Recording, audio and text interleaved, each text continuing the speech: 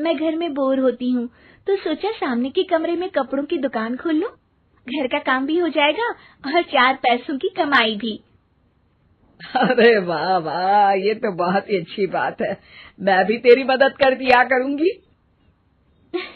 वाह माँ जी, तब तो मजा आ जाएगा। अब हम दोनों मिलकर खूब पैसे कमाया करेंगे।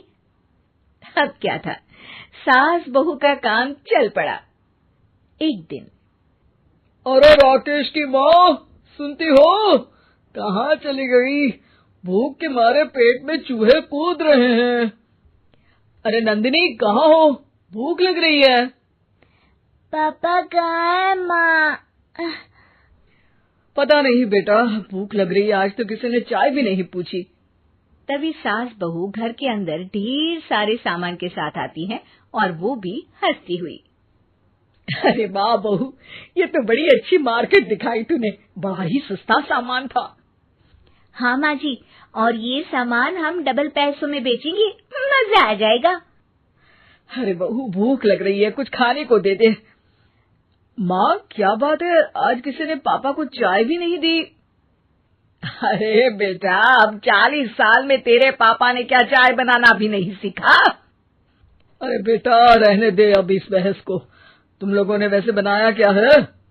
बहू परेशान हो जाती है और सास को अकेले में लेकर जाती है। माँ जी, आज तो हम लोगों ने खाना ही नहीं बनाया। अरे बेटा, बाहर के छोले भटूरों से पेट इतना भर गया कि याद ही नहीं रहा कि घर में ये लोग भी हैं खाना खाने के लिए। अब क्या किया जाए? तभी घर में एक महिला आती है। जी, वो सुना है आप लोगों की यहाँ साड़ी बिकती है, जरा दिखाएंगे क्या? हाँ हाँ, क्यों नहीं। माँ जी, आप इन्हें साड़ी दिखाइए, मैं तब तक पिताजी और इनके लिए खाने का इंतजाम करती हूँ। सास उस औरत को लेकर सामने वाले कमरे में चली जाती है जहाँ उन लोगों ने दुकान खोली थी। वहीं बहू भी किचन में चली जाती है। अब इतनी जल्दी क्या बनाऊं? पापा जी तो खाने के लिए भी बैठ गए हैं। आइडिया, मैं खाना बाहर से ही ऑर्डर कर देती हूँ।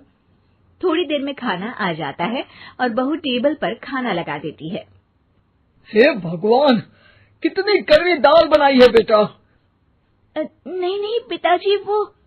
क्या बात है नंदिनी, रोटी तो चबाई ही नहीं जा रही है, लग रहा है रबड़ खा रहा हूँ।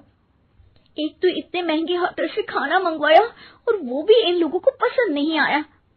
तभी सास नोट गिनती हुई बाहर आती है।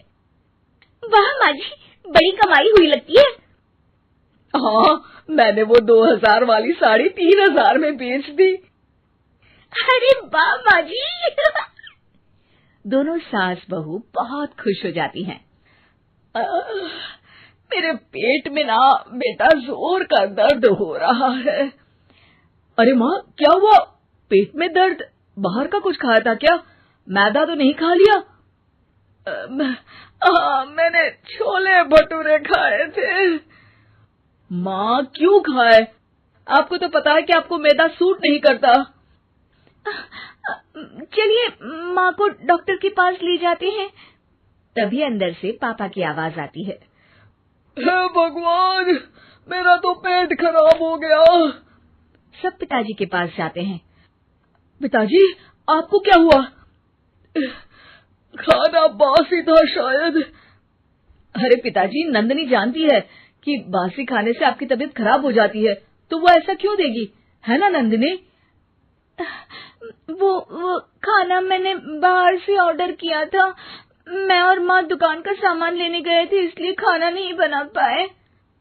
क्या नंदिनी, दुकान के चक्कर में तुमने तो सारे घर का हाल बिगाड़ रखा है। चलो अब माँ और पापा को लेकर अस्पताल चलते हैं। अस्पताल में जाने पर डॉक्टर कहते हैं, हाँ, इन दोनों को तो एक दिन के लिए एडमिट करना पड़ेगा। क्या? क्यों? पेट ही तो खराब है ना। हाँ, तो घर ले जाइए ना, अगर लग रहा है कि कोई बड़ी बात नहीं है और हम सिर्फ पैसा कमाने के लिए इन लोगों को एडमिट कर रहे हैं।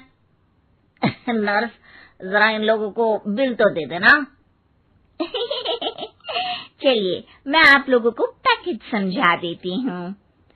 जब बहू के हाथ में बिल आता है, हे भगवान, 60,000 रुपए! इतना तो मैंने कमाया भी ना था। अब समझ गई कि कमाई के चक्कर में घर के लोगों की सेहत के साथ